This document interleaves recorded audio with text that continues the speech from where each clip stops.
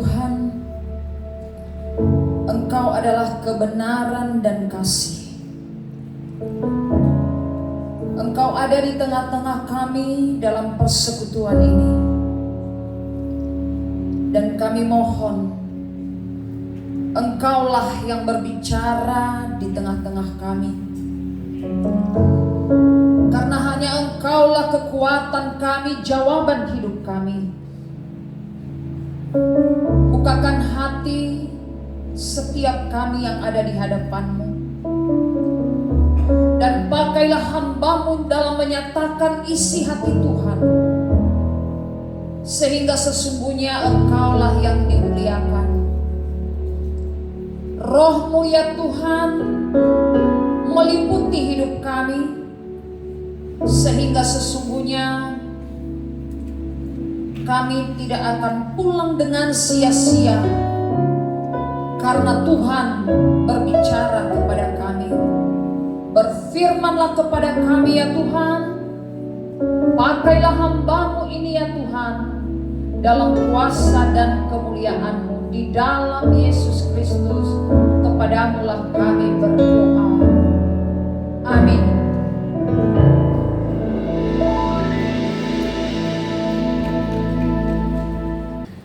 Shalom, Ibu Bapak.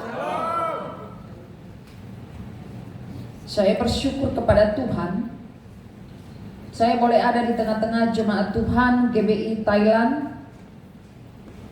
Melalui Bapak Gembala Suwandi diperkenankan saya boleh menyampaikan firman Tuhan dalam ibadah kita hari ini. Dan tentu saya tidak mengenal Pak Suwandi ini kalau bukan juga terima kasih saya untuk keluarga abang saya, Abang Asa dan Kak Jernih yang juga menjadi umat di tempat ini, Pak Gembala. Sebagai keluarga kami bersyukur keluarga kami dari Nias boleh bersama dengan umat Tuhan di Thailand ini. Tentu juga dalam sukacita saya boleh bersama dengan Bapak Ibu saudara-saudari semua di dalam kasih Kristus. Izinkan saya memperkenalkan diri, karena kalau sudah membaca firman Tuhan maka bagiannya Tuhan nanti. Jadi saya tidak mau menyela bagian Tuhan dan bagian saya sebagai hambanya. Saya tentu perempuan, lahir dari ayah seorang pendeta. Bapak saya pendeta. Dulu saya tidak mau jadi pendeta, Pak Gembala, karena susah. Ya, saya tidak ceritakan lagi susahnya, Pak. Tapi sukacitanya yang sekarang saya nikmati. Saya pendeta Dorcas Orienti Daily. Saya yakin sebagai orang percaya pasti dapat menemukan dalam Alkitab nama Dorcas. Amin. Wah, hanya Pak Gembala suaranya ini. Ya. Saya yakin Bapak Ibu bisa bolak-balik nanti Alkitab di Kisah Para Rasul pasal 9. Ya, yang telah dibangkitkan oleh Petrus. Tapi Dorcas yang dulu zaman Alkitab, bukan Dorcas orang Nias tentunya.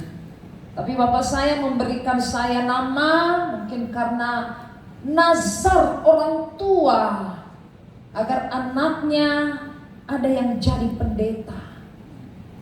Mungkin karena nazar itulah saya diberi nama Dorcas. Berat memikul nama Alkitab, tapi tidak takut, jangan takut. Mungkin ada nama-nama Alkitab, jangan takut ya. Dalam perjalanan waktu ternyata kasih Tuhan, kuasa Tuhan dalam hidup seseorang itu luar biasa. Saya sudah menikah, dikaruniai 2 putra, ya, sedang menyusun menyelesaikan studi sekarang pada semester akhir di UKSW Jawa Tengah, Indonesia tentunya. Dan SMA yang nomor 2 SMA ini juga tahun depan akan mengakhiri masa SMA-nya, dan itu adalah berkat Tuhan bagi keluarga kami. Suami saya penyelenggara pemilu di Indonesia, ya, Bawaslu, ya, 2 periode jadi KPU dan sekarang Bawaslu, ya, pengawas pemilu di Indonesia. Ya. Walaupun jujur Bapak Ibu, ketika beliau karena mendukung pelayanan istri kembali ke Nias, waktu itu kami dipercayakan di Medan pelayanan lebih lama 11 tahun, ya, kembali ke Nias. Suami saya bekerja di perusahaan asing di Medan, FM Indonesia. Tentu di Nias tidak ada perusahaan, Pak. Ibu mau tidak mau meninggalkan pekerjaan dan mendukung pelayanan kepada Tuhan. Itu sebuah kesaksian. Saya katakan kepada suami saya, kamu sekian tahun, 28 tahun ada di perusahaan, bagaimana kamu bisa hidup nantinya? Katanya, itu bukan urusanku, itu urusan Tuhan. Dan ketika mencoba mencari pekerjaan, waktu itu KPU, saya katakan, aduh, kenapa harus KPU? Ada konotasi politik, ini pekerjaannya. Dia katakan kepada saya, jangan takut, itu kembali kepada diri kita. Apapun pekerjaan, kalau pikiran hati kita tidak benar, sebagus apapun pekerjaan, toh juga akan menghasilkan dan menghancurkan hidup kita. Itulah yang menguatkan saya dan suami saya menjalani hari-hari dalam pelayanan kepada Tuhan. 26 tahun menjadi pendeta BNKP. Jadi kepanjangan BNKP ini Banua Niha Keriso Protestan, seperti HKBP, ya, Kuria Kristen Batak Protestan. Jadi saya pendeta BNKP suku Nias tentunya. Dan banyak tanggung jawab yang Tuhan sudah berikan bagi saya, termasuk 2 periode 10 tahun menjadi sekretaris umum Sinode BNKP. Sekarang ini sebagai Preses ini adalah pendeta wilayah di satu resort. Ada 25 jemaat yang saya naungi. Jadi boleh dikatakan, Pak, Ibu, setiap minggu itu saya ini pendeta keliling-keliling di 25 jemaat. Dan puji Tuhan, hari ini saya bisa melayani di GBI Thailand ini. Ini adalah kesaksian saya. Kebetulan di BNKP, bulan September ini adalah bulan misi. Jadi bagi saya, bukan secara kebetulan ketika saudara saya Pak Asa dan Ibu Jerni mengatakan, bolehkah, kan kebetulan mau ke Thailand, bolehkah melayani? Bagi saya, sebagai seorang hamba Tuhan yang dipercaya memberitakan firman Tuhan, apapun situasi, mau holiday, mau ngapain, tetapi kalau Tuhan katakan bolehkah menyampaikan firman Tuhan, saya tidak berani mengatakan tidak. Saya hanya katakan, jika Tuhan berkenan melalui hambanya Bapak Gembala GBI Thailand, mengapa saya tidak memberikan hidup saya untuk pelayanan kepada Tuhan. Makanya saya bersyukur kepada Tuhan bahwa Tuhan mengizinkan hari ini saya ada di hadapan Bapak Ibu. Itu sekilas perkenalan sebagai hamba Tuhan yang melayani hari ini. Dan tentu ketika saya sudah membaca firman Tuhan, maka otoritas Tuhan yang menaungi hidup saya untuk menyampaikan firman Tuhan. Hari ini saya mengajak kita untuk merenungkan firman Tuhan yang mungkin ini sesuatu yang sudah biasa, yang kita dengar. Apa susahnya sih menghafal, carilah dahulu kerajaan Allah dan kebenarannya, maka semuanya itu akan ditambahkan kepadamu. Apa sih susahnya? Anak sekolah minggu juga bisa menghafal. Dan saya yakin justru yang biasa itu semakin kita renungkan, maka kita akan menemukan hal yang baru yang Tuhan mau nyatakan kepada kita. Izinkan saya membaca dalam perikop Matius pasal 6 ayat 24 ini, karena nats ini, carilah dahulu kerajaan Allah dan kebenarannya, maka semuanya itu akan ditambahkan kepadamu. Itu ada dalam sebuah perikop yang kita lihat ajaran Yesus tentang kekhawatiran. Matius pasal 6 ayat 25. Karena itu aku berkata kepadamu, janganlah khawatir akan hidupmu, akan apa yang hendak kamu makan atau minum, dan janganlah khawatir pula akan tubuhmu, akan apa yang hendak kamu pakai. Bukankah hidup itu lebih penting daripada makanan, dan tubuh itu lebih penting daripada pakaian? Pandanglah burung-burung di langit yang tidak menabur dan tidak menuai dan tidak mengumpulkan bekal dalam lumbung, namun diberi makan oleh Bapa yang di surga. Bukankah kamu jauh melebihi burung-burung itu? Siapakah di antara kamu yang karena kekhawatirannya dapat menambahkan sehasta saja pada jalan hidupnya? Dan mengapa kamu khawatir akan pakaian? Perhatikanlah bunga bakung di ladang yang tumbuh tanpa bekerja dan tanpa memintal. Namun aku berkata kepadamu, Salomo dalam segala kemegahannya pun tidak berpakaian seindah salah satu dari bunga itu. Jadi, jika demikian Allah mendandani rumput di ladang yang hari ini ada dan besok dibuang ke dalam api, tidakkah Ia akan terlebih lagi mendandani kamu, hai orang yang kurang percaya? Sebab itu janganlah kamu khawatir dan berkata, apakah yang akan kami makan?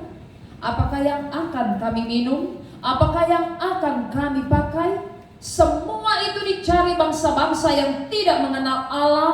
Akan tetapi Bapamu yang di sorga tahu bahwa kamu memerlukan semuanya itu. Tetapi carilah dahulu kerajaan Allah dan kebenarannya, maka semuanya itu akan ditambahkan kepadamu. Sebab itu janganlah kamu khawatir akan hari besok, karena hari besok mempunyai kesusahannya sendiri. Kesusahan sehari cukuplah untuk sehari. Demikian firman Tuhan. Terpujilah Tuhan atas firman-Nya ini. Saya memberi tema firman Tuhan ini, carilah kerajaan-Nya. Kalau kita lihat, saya sengaja membayangkan kerajaan Allah itu sebagaimana sebuah pemerintahan, kekuasaan. Seperti di Thailand ini sistem kerajaan. Saya membayangkan kerajaan itu ada Yesus di depan wilayah pemerintahan, bentuk pemerintahannya. Saya berimajinasi tentang itu. Makanya saya memilih ini. Mudah-mudahan Om Google tidak marahin saya memilih foto ini. Tapi imajinasi saya berpikir dan membayangkan kerajaan Allah itu, pemerintahan Allah itu, kuasa Allah itu yang membentengi kehidupan umat manusia. Sungguh indah, sungguh nyaman. Wajar saja Yesus mengatakan, jangan khawatir karena pemerintahan dan kekuasaan Allah itu. Slide berikut. Yang namanya manusia tidak luput dari yang namanya khawatir. Saya pendeta, saya khawatir. Pasti Bapak Gembala, Ibu, pasti ada kekhawatiran. Bapak majelis, Bapak Ibu, adik-adik semua pasti khawatir. Khawatir. Tidak ada manusia di dunia ini yang tidak khawatir. Tetapi menarik. Ketika Yesus mengatakan, janganlah. Kalau kita membedakan ucapan-ucapan Yesus di tempat lainnya dalam firman Tuhan, kalau dia katakan jangan, itu tegas. Itu nggak bisa lagi ada nego-negonya. Tapi ketika dikatakan janganlah, apa yang ada di dalam pesan firman Tuhan ini? Aku berkata kepadamu, janganlah. Artinya Yesus tahu bahwa yang namanya manusia ini pasti secara psikologi, kemanusiaan tidak lepas dari yang namanya khawatir. Tetapi posisikan kekhawatiran itu dengan tepat dan benar. Janganlah. Kalau ada orang tua mengatakan kepada anak-anak, janganlah nak, ya. Beda kalau dikatakan jangan, itu tegas. Tapi kalau dikatakan janganlah, ini ada sesuatu yang mau dikatakan bahwa khawatir itu lumrah. Tapi di mana nantinya bisa merusak jika kekhawatiran itu tidak diposisikan dengan baik. Dalam firman Tuhan ini ada dua hal. Izin lagi saya menggunakan slide ini, saya memilih makanan Thailand, ya, khas Thailand. Ya. Mudah-mudahan beberapa hari lagi semua saya coba ini nanti. Ya. Sudah ada, memang sudah ada, tapi saya nggak tahu menyebut namanya. Mungkin Ibu Charlene bisa nolong saya nanti. Ya. Makanan itu adalah kebutuhan yang sangat penting dalam kehidupan manusia. Makanan dan minuman, kebutuhan pangan yang diperlukan untuk kelangsungan hidup. Bayangkan saja kalau tidak makan, waduh, saya nggak tahu Pasti tadi kita nyanyi itu nggak sehot tadi itu. Kalau belum makan dari rumah, Bapak Ibu termasuk saya. Makanan dan minuman adalah kebutuhan dalam melangsungkan kehidupan manusia. Pertumbuhan dan kesehatan. Jadi yang di sini disinggung soal makanan. Kemudian pakaian. Pakaian ini kebutuhan sandang melindungi tubuh, baik dari panas maupun dingin.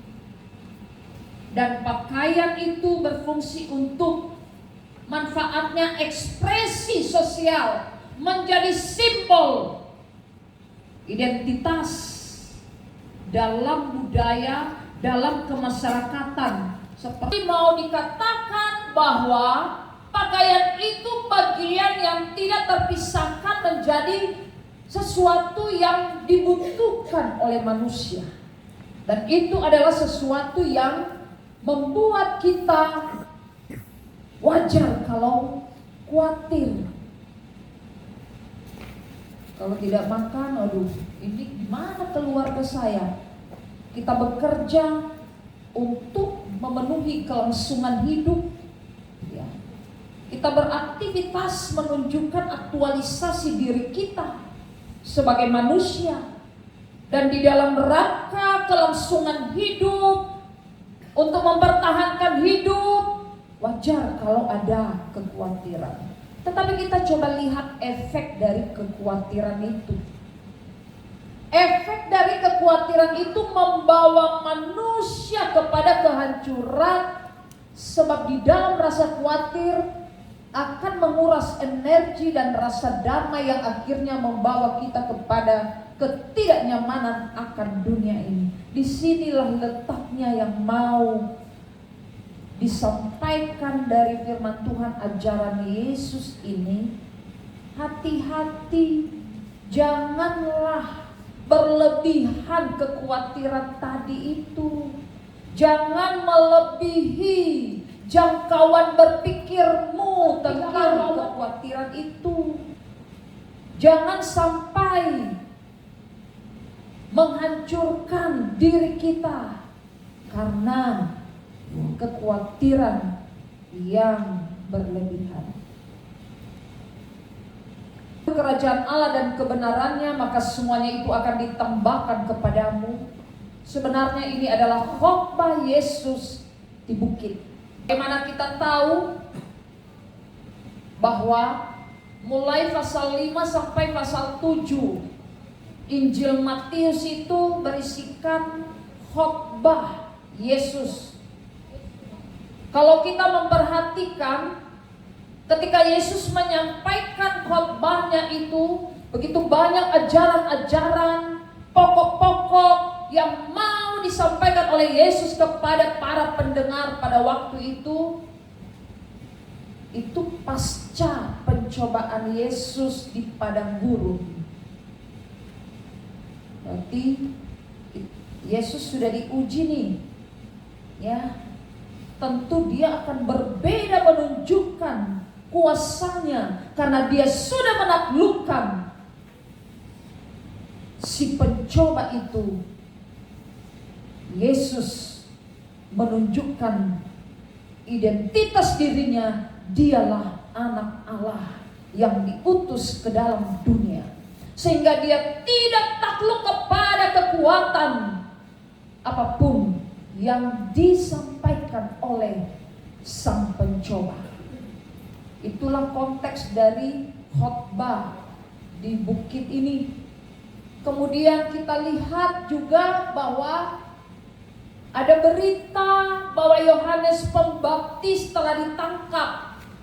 Ya, ini konteks yang mendahului sebelum Yesus mengajarkan ajaran-ajarannya. Bukannya Yesus takut, tetapi dia menyingkir ke Galilea dan tempatnya di Kapernaum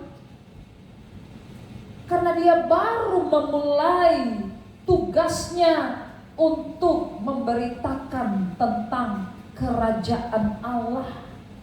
Jadi ketika dia telah mendengar bahwa Yohanes Pembaptis yang telah mendahului misi itu telah ditangkap, dia mengambil tempat yang sepi, tenang, dan dia mulai mengambil bagian dalam tugas pelayanannya, yaitu pengajaran.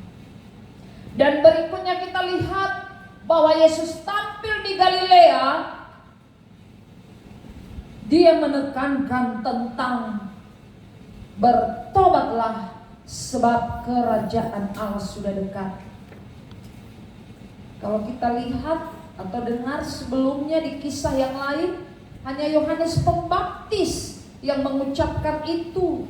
Tetapi justru ketika Yesus sudah ada, maka Yesuslah yang menyatakan agar umat bertobat.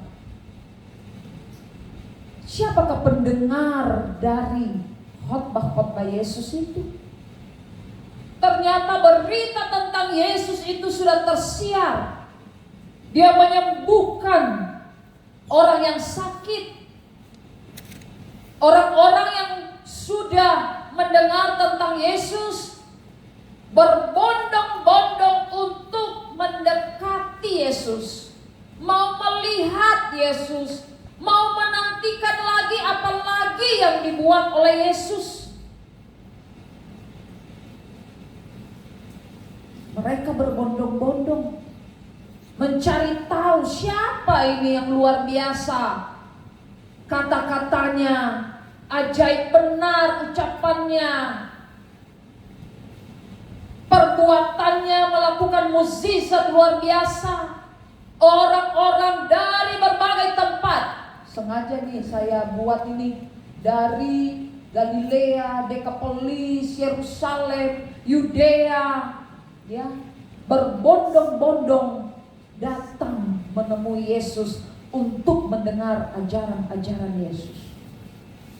Saya bayangkan lagi nih, berimajinasi, ketika begitu banyak orang yang berbondong-bondong dari tempat yang beragam itu, saya bayangkan kelak GBI Thailand ini juga akan menjadi tempat untuk mendengar ajaran-ajaran Yesus. Amin.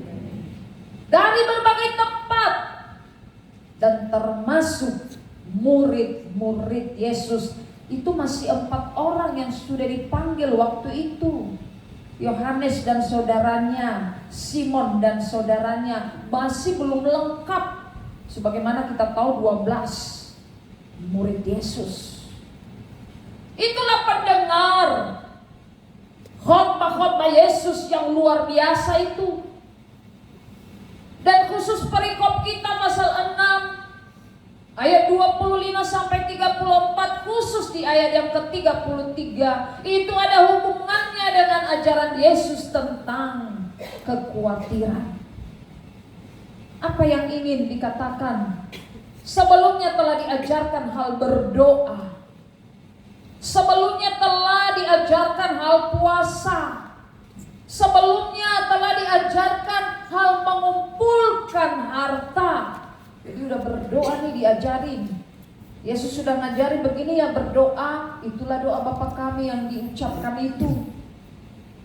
Yesus mengajarkan beginilah puasa. Ambil waktu untuk menenangkan diri, fokus pada Tuhan, memberi hidupmu, menyisihkan waktumu untuk sungguh-sungguh datang kepada Tuhan. Itu konsep puasa. Dan juga Tuhan sudah mengajarkan bagaimana mengumpulkan harta. Boleh kumpulkan, tetapi tetap fokus pada Tuhan. Dan ketika semua itu sudah diajarkan, masuk pada ajaran kekhawatiran. Wah, saya berpikir kenapa? Sudah diajarin doa, sudah diajarin puasa, Sudah diajari mengumpulkan harta, masuk pada kekhawatiran. Ini berhubungan dengan orang biasanya yang sudah mengumpulkan harta. Yang namanya sifatnya manusia tidak pernah puas akan hidupnya, pasti terus dan terus. Maka Yesus mencoba mengendalikan keinginan manusia itu dengan ajaran kekhawatiran. Karena orang akan khawatir, waduh, kalau saya tidak akan mengejar yang paling banyak, saya akan disaingi. Pasti khawatir. Kalau saya tidak mengumpulkan selagi saya masih kuat muda ini, nanti bagaimana keluarga saya akan nikmati? Khawatir. Kalau saya tidak mengumpulkan segala sesuatunya ini, bagaimana nanti saya tiba-tiba meninggal, saya tidak akan nikmati? Khawatir. Dan bla bla bla, kekhawatirannya. Lalu kerajaan Allah dan kebenarannya, maka semuanya itu akan ditambahkan kepadamu. Diajarkan bahwa Tuhan itu memelihara hidup manusia. Di ayat yang ke-25, aku berkata, di situ aku adalah Yesus. Bukan siapa-siapa. Aku yang punya kuasa, aku yang punya kemuliaan, aku yang satu dengan Allah yang mengutus aku ke dalam dunia, berkata, menyampaikan, janganlah khawatir akan hidupmu. Kata khawatir dalam bahasa Yunani, izin saya menggunakan bahasa asli, berarti menjadi cemas tentang keberadaan kepemilikan, atau boleh dikatakan perhatian penuh pada hal sesuatu itu sehingga terus dipikirkan. Itu sebenarnya arti dari merinau, bahasa Yunani. Artinya tidak ada yang salah, tetapi kalau terus dipikirkan, ini yang sulit. Kalau terus perhatian untuk memiliki, untuk lebih banyak, untuk bertambah, di sini pikiran ini akan bisa membuat kacau. Jadi Tuhan mengajarkan, janganlah terlalu berlebihan perhatiannya penuh pada keinginan itu. Makanan dan minuman tadi, pakaian tadi. Makanya Yesus memperbandingkan ciptaan lainnya. Bunga bakung, ya, melebihi apa yang digunakan oleh Salomo. Ya. Burung-burung di udara, mungkin ada piaraan burung kita. Kalau di Nias ada burung beo, mungkin terkenal itu ya burung beo, tapi sekarang udah mulai musnah juga, ya udah punah. Padahal itu asalnya menurut cerita dari Nias. Jadi dia bisa meniru apa yang disampaikan oleh manusia. Pintar, selamat pagi, dia sapa semua, dia ajak ngomong. Ya, itu. Kalau yang punya burung beo aja atau jenis burung piaraan lainnya, terbatas kita kasih makanan. Mereka dengan leluasa bebas di udara, sesukanya mereka mau cari makan, hinggap ke daun pohon yang satu, ke tempat lain, bisa bertahan hidup.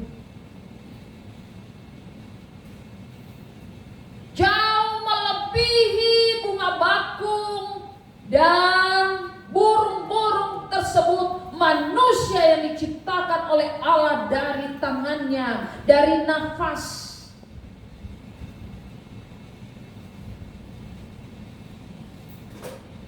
Kuncinya adalah percaya. Karena dikatakan di sini tadi, apakah kamu masih tidak percaya? Yang mendandani itu siapa? Kepercayaan inilah yang ingin diingatkan bagi setiap pembaca. Para murid-murid, orang-orang yang berbondong-bondong pada waktu itu, karena mereka masih dalam proses percaya. Tapi saya yakin kita tidak seperti orang-orang yang berbondong-bondong itu, tapi kita sudah lebih dari mereka karena kita sudah lebih dulu percaya datang kepada Tuhan. Amin. Dan masih di dalam memahami bahwa Tuhan memelihara hidup. Bukankah hidup itu lebih penting daripada makanan, dan tubuh itu lebih penting dari pakaian? Di sini kata hidup dalam bahasa aslinya ini Perjanjian Baru, bahasa Yunani, di teks ini adalah psyche. Artinya jiwa.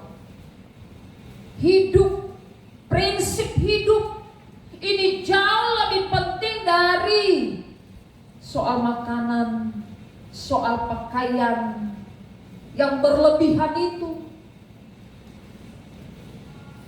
Ini persoalan jiwa.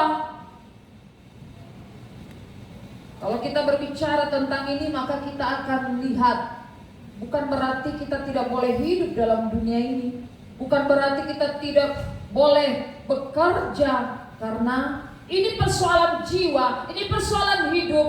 Kita tidak tahu waktunya kita meninggalkan dunia ini.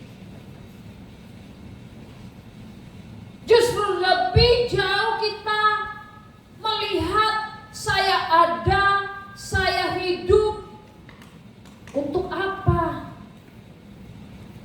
daripada melebihi dari pikiran kita soal pakaian, makanan tadi, soal pakaian yang berlebihan. Shopping boleh, termasuk mungkin saya juga ya Pak ya, ada sedikit shopping gitu.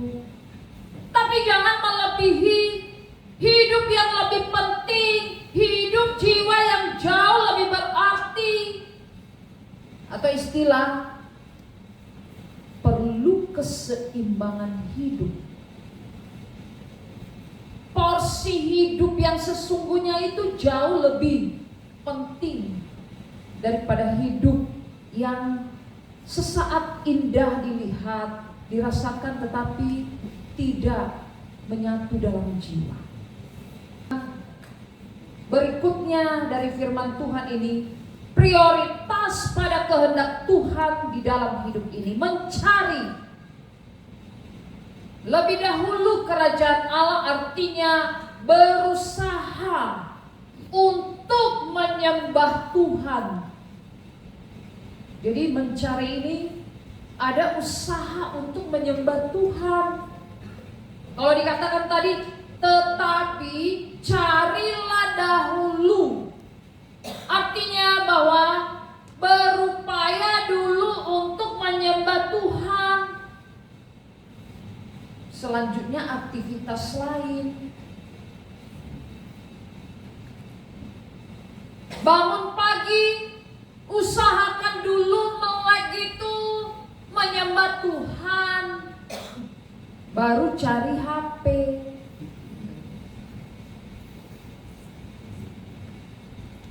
Buka mata dulu, sadar diri lagi bernafas, usahakan menyembah Tuhan dulu, baru cari sandal.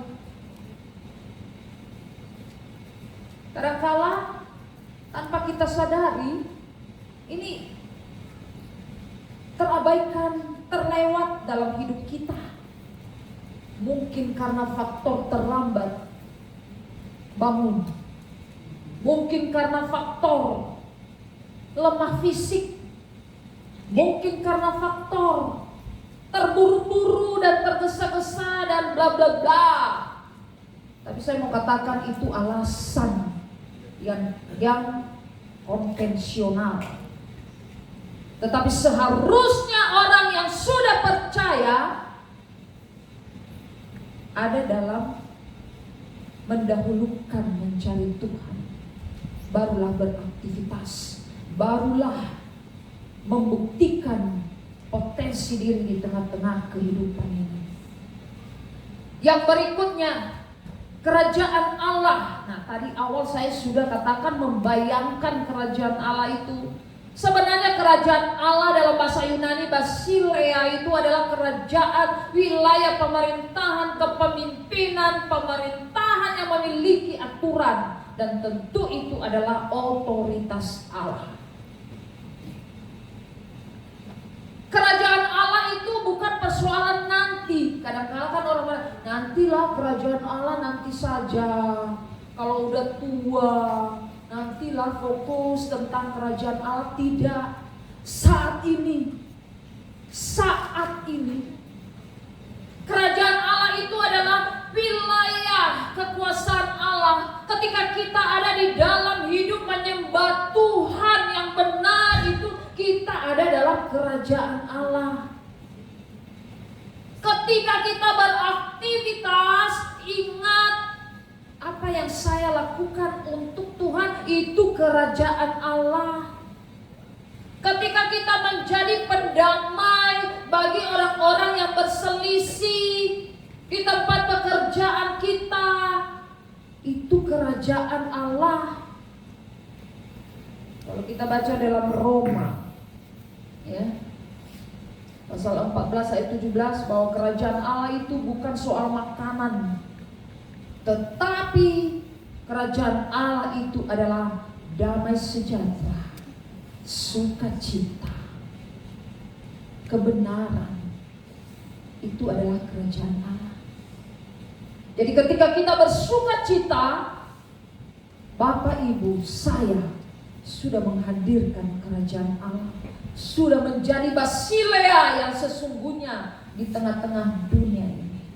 Apalagi dalam situasi saat ini, dunia yang begitu banyak tantangan. Ini menjadi perjuangan kita orang yang percaya kepada Tuhan. Apakah kita menjadi orang-orang yang menghadirkan kerajaan Allah, yang menyaksikan kerajaan Allah, atau ikut terbawa arus dalam dunia ini? Hari ini kita diingatkan kerajaan Allah itu yang kita cari, itu yang kita usahakan. Dan kata yang terpenting dari carilah dahulu kerajaan Allah dan kebenarannya. Lagi-lagi saya menggunakan bahasa Yunani bukan karena saya pintar, maaf Bapak Ibu, tetapi kita melihat bahasa asli itu untuk melihat, oh ini arti yang sesungguhnya. Karena dengan melihat arti yang sesungguhnya, saya tidak berani untuk menafsirkan yang baru, tetapi menafsirkan dari kata yang sesungguhnya. Kebenaran yang dimaksud di sini adalah kebenaran dan keadilan. Seperti apa sebenarnya seringkali kita mendengar kebenaran Allah, keadilan Allah. Seperti apa sebenarnya? Yaitu apa yang dituntut oleh Allah itu adalah kebenaran. Apa yang dituntut oleh Allah itu adalah keadilan. Kebenaran yang dianugerahkan Allah itu adalah sesuatu yang menunjukkan kebenaran Allah itu adalah sesuatu yang menempatkan pada anugerah Allah. Kebenaran itu adalah sesuatu yang dituntut oleh Allah dalam hidup kita. Tentu itu kita bisa dapat dari firman-Nya. Makanya firman Tuhan ini jangan sampai terlewat dalam hidup kita. Sesibuk apapun, sekeras apapun tantangan hidup, firman Tuhan menjadi tolok ukur mendapatkan kebenaran Allah. Dari firman Tuhan ini, saya memberikan 4 poin dari firman Tuhan ini. Yang pertama, Tuhan tetap memposisikan pada Tuhan, berfirman untuk menguatkan orang percaya kepadanya. Carilah dahulu kerajaan Allah dan kebenarannya, maka semuanya itu akan ditambahkan kepadamu. Itu mau mengingatkan kita juga bahwa sesungguhnya firman Tuhan itu menguatkan orang-orang percaya dari zaman ke zaman, termasuk zaman kita ini. Kita selalu mengingat ajaran yang Tuhan kehendaki dalam hidup kita. Dan tentu tidak hanya mengingat, belajar mempraktekkan ajaran Tuhan. Kadang-kala alasan kita, aduh saya manusia, bagaimana saya bisa sempurna? Tetapi dalam iman percaya kepada Tuhan, ajaran Tuhan itu, firman Tuhan tidak akan jatuh dengan sia-sia. Persoalannya adalah berikanlah dia tempat yang baik dalam hidup kita. Izin Pak Gembala, saya senang melayani pemberitaan firman Tuhan di tempat ini. Karena kadang-kala di tempat lain, saya tidak malu mengatakan ini tantangan kami sebagai hamba Tuhan. Di tempat lain, termasuk mungkin di gereja yang saya layani, kadang-kala pas lagi pendetanya lagi khotbah, panggilan terkuat itu ada di luar. Merokok lah, ke toilet lah. Kok pas firman Tuhan berbondong-bondong ke toilet ya? Karena saya miris juga memikirkan, kalau terlalu tegas katanya pendeta ini kita tolaklah, kejam kali. Masa orang mau ke toilet dilarang? Saya perhatikan kadang-kala ini, kenapa pada saat firman Tuhan, keluarlah semua. Nah, memang kembali lagi, tapi ujung-ujungnya.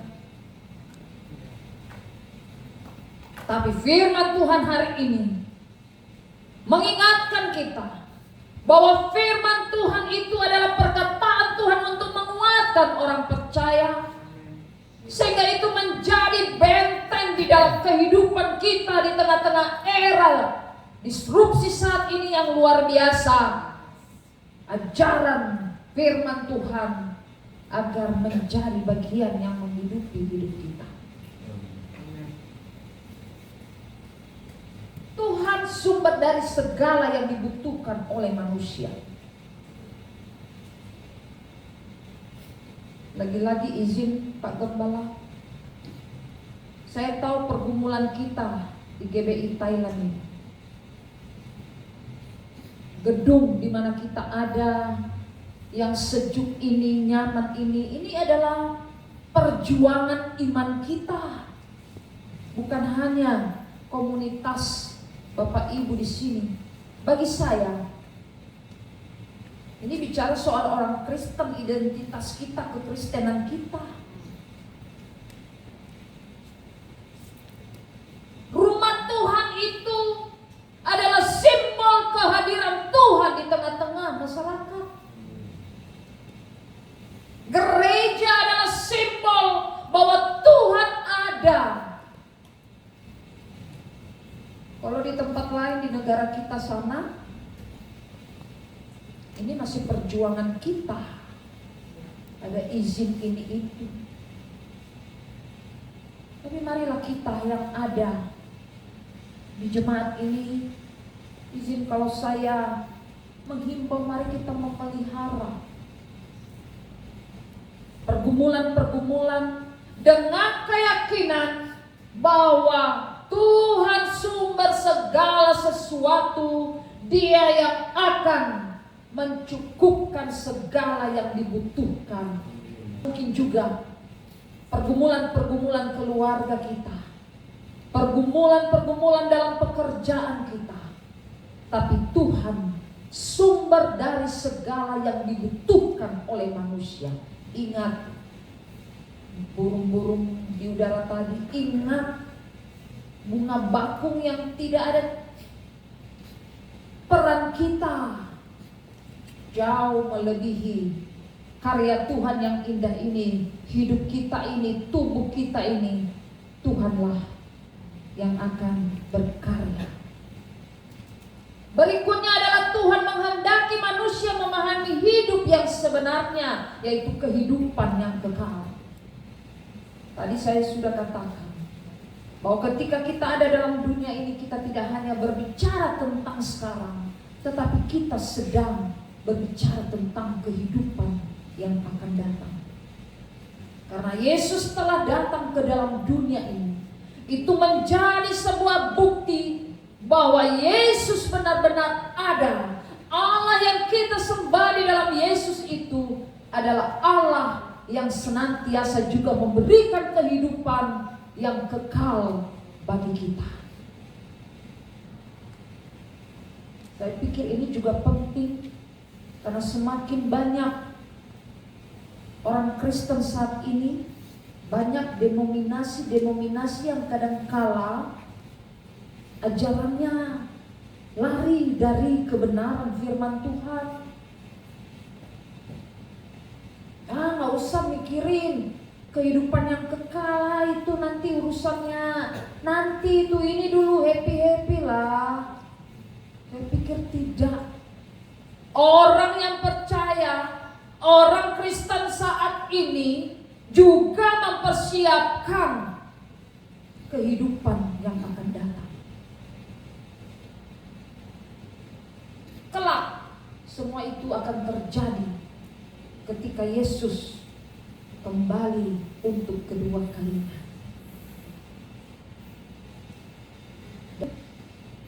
Tuhan menginginkan manusia mengakui dan berada dalam pemeliharaan dan kekuasaannya. Orang percaya hadir dalam dunia ini untuk menyatakan sekaligus menghadirkan kerajaan Allah melalui tugas dan aktivitas sehari-hari.